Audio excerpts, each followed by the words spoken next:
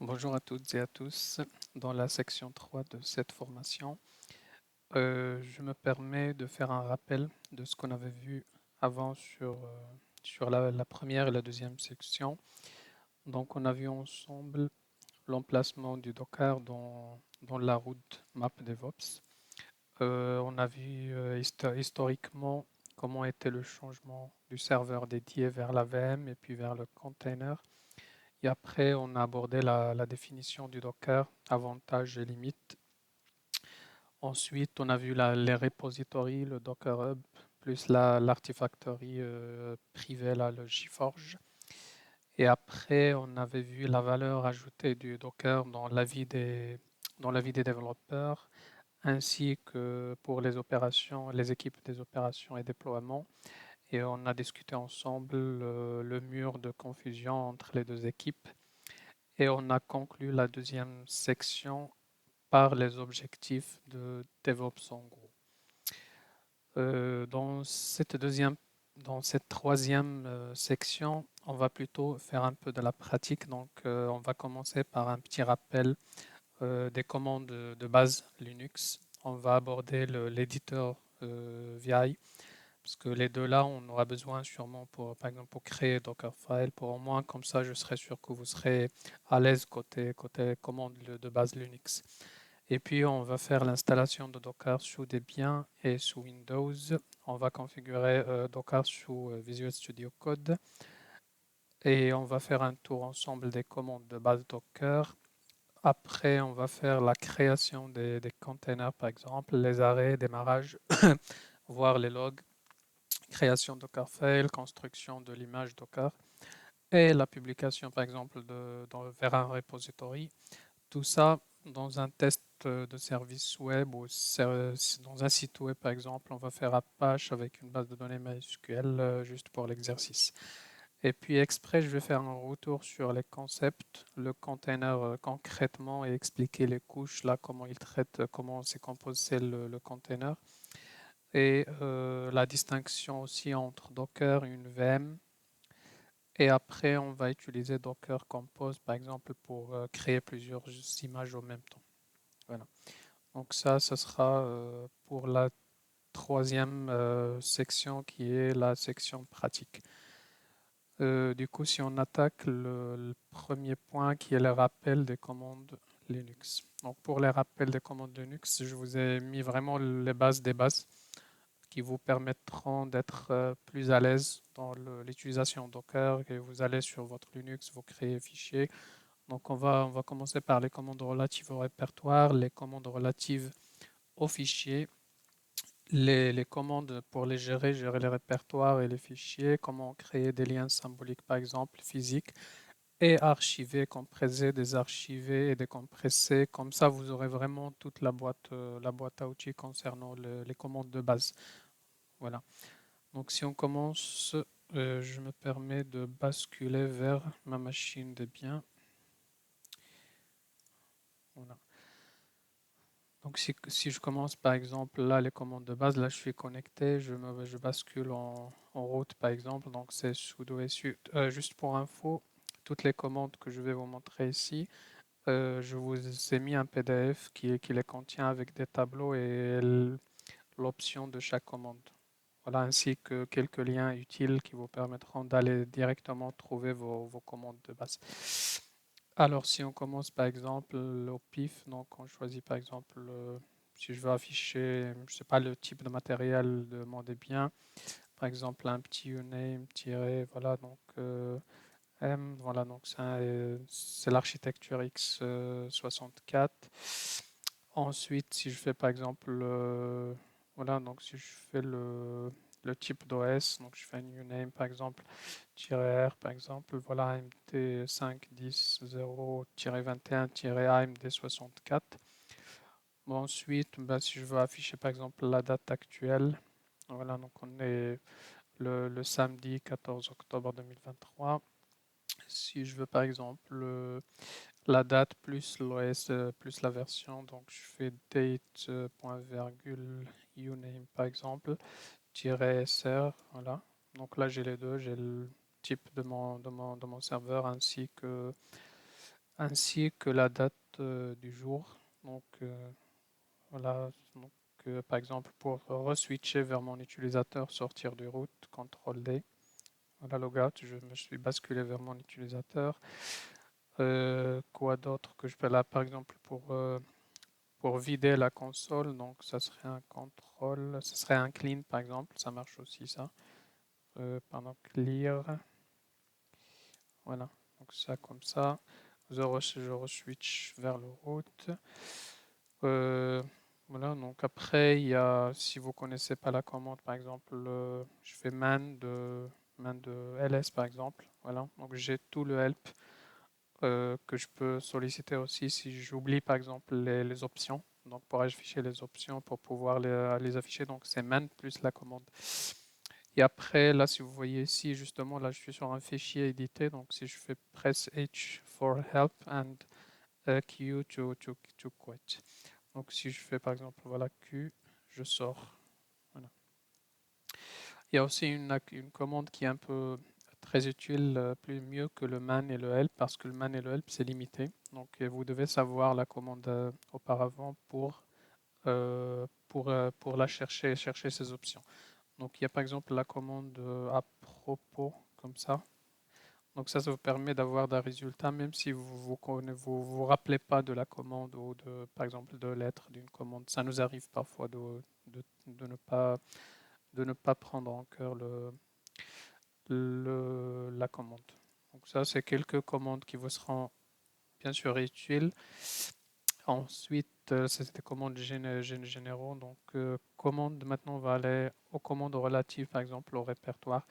Je me permets de me déplacer. Donc, cd-home / par exemple, insadmin. Voilà, c'est un répertoire que j'ai ici. Ensuite, ll, c'est pour afficher le contenu. On va voir ça. Donc, pwd, ça me permet de voir où je suis, de m'afficher mon répertoire courant. Ensuite, si je veux retourner aux racines, donc CD et le petit là, Alt-GR, le 2, vous enlevez par exemple comme ça, tac, je rebascule au route. Et après, je me reconnecte, voilà, par exemple, je me redéplace vers un NSAdmin comme ça. Donc si je veux reculer juste d'un seul répertoire, c'est CD2 points, je recule sur, voilà, donc CD2 points, je suis sur le home. Pareil, si je veux revenir, donc c'est vers CD home, voilà, CD NSAdmin et je reviens. Donc ça c'est pour aller retour sur les répertoires. ls on a dit c'est pour afficher le détail, mais c'est pas classé. Moi je préfère par exemple ls-l, voilà c'est mieux. Beaucoup mieux avec les autres options de ls, par exemple lrtha. Voilà, donc le A c'est pour afficher les fichiers cachés. Voilà, donc c'est par défaut, moi j'utilise moi lrtha. Donc si vous voulez afficher par exemple ls-l étoile, voilà, ls-l étoile, c'est, voilà, non, pardon, ls-l étoile,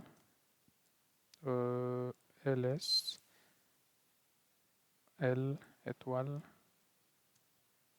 non, non, ça je fais donc là c'est pour afficher des fichiers qui commencent par un L, tout simplement. Et après, j'ai le ls-a. Donc ça, c'est tous les fichiers cachés qu'on a dit. ls-t, c'est pour trier. Donc trier par date. ls-f majuscule, par exemple. Donc c'est pour trier par type. Voilà, donc là, en tout cas, si je fais ls-lrthaf majuscule, ça, c'est vraiment la totale. C'est classé par type de répertoire, euh, par date de changement récursivité, par temps, par le fichier caché, par type. Voilà, donc ça c'est les commandes de base qui vous seront utiles. Donc vraiment, c'est un répertoire, c'est des deux points pour retourner et le ls pour afficher le contenu. Donc on ne peut pas faire mieux sur les répertoires. Après, donc les commandes relatives aux fichiers. Donc, voilà, donc les fichiers, je fais par exemple, j'ai un script là.sh, si vous voyez ici. Si je veux afficher son contenu, bah, vous avez 4. Donc ça, c'est juste pour visualiser, c'est pas pour éditer ça. Dans la prochaine vidéo, on va regarder vraiment en détail l'édition et avec le TVI. Donc ça, si je fais par exemple juste, le mieux c'est faire par exemple 4, SC et je fais tabulation. Voilà, donc essayez quand vous êtes en pratique d'utiliser la tabulation, ça aide beaucoup. Donc 4 script SH, voilà, et j'ai le contenu de mon script. Si je veux par exemple afficher les 10 premières lignes de mon script, de mon fichier, bah 4-10 est le script. Voilà. 4-numéro, pardon, un numéro de ligne. Donc si je fais 4 le numéro de ligne, pardon, avec N, et si je veux par exemple afficher ici, et vous allez voir la différence, afficher ici le numéro de ligne, bah, c'est 4N, voilà. Donc comme ça, si je suis sur un fichier volumineux, bah, du coup, je peux dire que je suis sur quel, je peux me positionner dans le fichier. Ensuite, il y a aussi l'option More. Voilà, donc ce sont tous des commandes d'affichage, mais c'est différent l'une des autres, mais l'objectif c'est le même. Donc si je fais More 4 dans mon script, voilà, c'est pareil. Et More, c'est pour afficher page par page. Donc on ne va pas la remarquer ici parce que mon fichier, il n'y a pas beaucoup de lignes, il n'y a pas beaucoup de pages. Donc une page permet de m'afficher tout le contenu de mon dossier. Ensuite, par exemple, laisse aussi, ça permet d'afficher le contenu. Donc, ça permet d'afficher le ligne par ligne. Donc, l'autre mort, c'est par page. LE2S, laisse, nom de fichier, c'est ligne par ligne. Et là, on ne va pas le remarquer aussi parce que, comme je vous ai dit, laisse, ça permet, surtout quand vous êtes dans des fichiers de log, c'est là où laisse elle est très utile parce que vous avez plusieurs lignes et vous voulez regarder des erreurs et des warnings, etc. Donc la Q, c'est pour quitter. Voilà. Après, il y a par exemple le head, donc c'est la tête. Donc head dans mon script. Voilà. Donc ça, il m'a fait juste la partie. Il y a aussi une option très utile, par exemple head par exemple 10, donc script, voilà. Donc ça, c'est pour afficher les 10 premières lignes de mon fichier. Ensuite, il y a le contraire, l'inverse de head, c'est tile. Voilà, donc je fais tile de mon fichier, donc c'est les dernières lignes de mon dossier.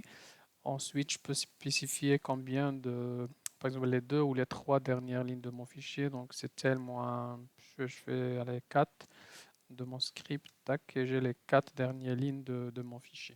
Comme ça me permet juste d'avoir, sans éditer le fichier, sans afficher tout le fichier. Donc, si j'ai déjà utilisé un "-n", comme ça, j'ai tous mes fichiers, mes lignes, pardon, je connais mon fichier, donc je peux les trier comme ça, tranquille. Après, il y a le tail-f, par exemple, de mon fichier. Voilà, donc ça, fail, le F, c'est pour un affichage continu. Donc, je demande qu'il continue au fur et à mesure de m'afficher, de me remplir ma console avec ce contenu sans arrêter. Et ça, c'est très utile quand vous avez des logs, par exemple, je sais pas, d'un Tomcat qui tourne, des requêtes qui passent. Donc, vous récupérez le démarrage de votre Tomcat en mode live. S'il y a des erreurs, bah, vous les chopez sur place. Après, c'est CTRL-C pour l'arrêter. Ensuite, on a pour les commandes relatives au fichier, on a par exemple le WC- par exemple, je fais par exemple le L.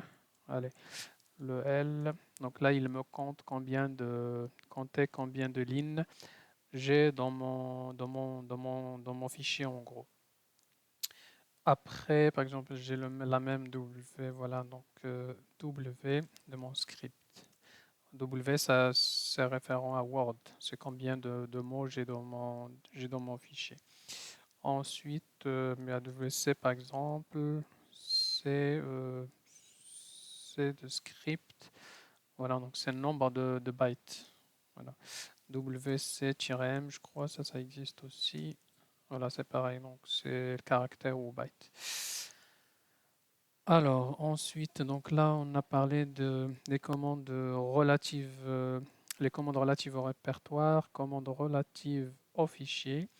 Maintenant, on va passer aux commandes relatives à la gestion des répertoires ainsi qu'à la gestion des fichiers. Donc, par exemple, là, j'édite le contenu de mon ANS admin. Par exemple, si je fais, je sais pas, copier un fichier, par exemple, une copie de script. Donc, je fais cp script et mon nom, voilà, donc script, par exemple, underscore copy, comme ça, voilà. Donc, si je reviens, voilà, donc vous voyez ici, j'ai une copie de ce que je viens de créer de mon fichier. Pareil pour le répertoire, si je fais créer une copie de test, par exemple, donc je fais test de test volt par exemple. Donc je fais une copie, voilà, tac. Et si j'affiche, bah, j'ai la copie de mon dossier. Voilà. Donc ça, c'est pour copier, coller par exemple un répertoire. Là, vraiment, comme je vous ai dit, dans cette partie, je me base sur les commandes que moi j'utilise au quotidien et que j'ai jugé utile pour vous. Et je crois, voilà, donc vous, ce que vous avez à faire, c'est de vous connecter, c'est de copier un fichier. Après, on va voir les extracter, etc. Donc, c'est les commandes que vous utilisez, par exemple, pour déployer un truc. C'est vraiment à 90% des commandes que vous allez voir. Après, il reste des commandes, bien sûr, spécifiques. Ça dépend de votre serveur, de vos architectures là, de comment vous avez organisé votre application. Donc ça dépend de vous. Donc vous allez, je vous ai dit, je vais vous donner des URL là où vous allez trouver vraiment toutes les commandes spécifiques à votre avocat. Alors, donc là, on a dit comment copier un fichier. Voilà. Donc après, par exemple, si je crée un dossier juste pour exercice, je l'appelle comme ça. Voilà. Donc je veux déplacer mon script copy là dans le exe. Donc je fais move de mon script underscore copy, voilà, et dans exe. Si je me déplace, bah, il est plus là. Si je vais sur exe, voilà, donc je le vois ici. Alors si je recule d'un cran, si je veux déplacer pareil, si je veux déplacer mon répertoire là, par exemple le test copy, donc c'est la même commande. Move répertoire, move par exemple test, underscore copy vers mon dossier. Voilà. Ok, il est play là, donc si je fais sur exe, et voilà, j'ai un script copy avec test, volt, etc. Donc ça c'est pour vraiment déplacer. Euh, Ensuite, si je veux par exemple vraiment, donc ça c'est pour déplacer. Si je veux par exemple déplacer et renommer, donc si je fais par exemple comme ça, je fais move. En fait, déplacer et renommer, ça revient même si je veux par exemple, voilà, donc si je fais script move, copy 2, voilà. Donc, si je fais comme ça, ben, j'ai la 2. Donc c'est j'ai déplacé et renommé, ça veut dire, et là faites gaffe parce que parfois vous allez vite et vous faites un move de votre script et vous croyez que vous avez juste vous l'avez copié. Mais en fait, move c'est move. Et si tu donnes un deuxième nom de fichier, bah, tu écrases le premier fichier le fichier de base. Donc là, j'ai script copy 2. Pareil pour le répertoire. Donc si je fais move test volt copy en test copy 2 par exemple. Et voilà, donc vous voyez, pareil, faites gaffe aussi, donc, test copy, etc. Ensuite, la création, là, je l'ai faite. Donc, pour la création d'un fichier, je fais juste touch, script, voilà, touch script, point, par exemple, txt, si je veux. Voilà, j'ai mon fichier. Donc, ça, c'est pour la création du fichier. Pour la création du répertoire mkdir, euh, mad, par exemple. Voilà, j'ai mon dossier. Ensuite, si je veux par exemple créer un répertoire dans un répertoire, donc je fais mkdir par exemple, ma21 slash rezouk. Voilà, donc si j'affiche, bah, j'ai emad1, cd emad1, emad1, et dans emad1, je trouverai mon rezouk. Voilà. Donc ça, c'est pour créer un dossier dans un dossier. Voilà, donc si je veux par exemple ici créer trois dossiers par exemple en même temps, bah, je n'ai qu'à faire mkdir, mkdir test par exemple 1, test 2, ensuite test 3. Donc si j'affiche, bah, j'ai mes trois dossiers, test 1, test 2, test 3. Voilà, donc ça concerne la création de fichiers et des dossiers aussi. Ensuite, c'est pour la suppression. Donc ça aussi, vous aurez besoin de supprimer des trucs. Donc si je commence par la suppression de mon RM, par exemple, de mon dossier, voilà, donc c'est dossier 1 et dossier 1 temps, RM, donc pardon, pour les dossiers, c'est RM dire test 1. Voilà. Donc là, il n'est plus là. RM dire test 2 aussi. Voilà, RM dire test 3 par exemple. Voilà, et si je rappelle juste la flèche du haut, c'est pour rappeler vos commandes. Si je recrée les trois, et si je fais RM dire des 3, donc si je fais juste un ls pour vous le montrer, et après si je fais un RM dire, je vais supprimer les 3, tac, et là je les ai plus. Voilà, donc ça c'est pour supprimer des dossiers. Je vais vous montrer aussi un truc, parfois vous le rencontrez, si je recule d'un cran. Donc là j'ai, tac, si je fais pareil pour RM dire par exemple de MAD1, vous voyez, elle me dit elle n'est pas vide. Donc ça veut dire que ça contient, il y a du contenu dans mon MAD1. En fait, pour forcer la suppression d'un dossier, même s'il contient des données, donc vous allez ajouter un "-r" ici. Voilà, donc ça veut dire supprimer même récursivement le dossier MAD1. RM dire invalide, donc bien joué, donc c'est pas ça. CRM tout court -R. Voilà. Pour forcer le dossier là, je ne l'ai plus. Pareil pour le fichier, si je veux supprimer par exemple script-x, donc je fais rm, le nom de mon fichier script-x-exemple.txt, et là c'est supprimé. Voilà, donc ça c'est tout ce que je peux vous dire concernant la suppression de dossiers fichiers. Ensuite, j'ai par exemple, j'ai la création des liens symboliques aussi. Ça aussi, vous en avez besoin parfois. Désolé. On a besoin parfois de créer des liens symboliques. Donc, si je veux par exemple créer un lien physique, donc c'est tout simplement ln script 2, voilà, et le nom de mon lien physique. Voilà, donc si je fais lien ph, tac, et voilà, lien physique.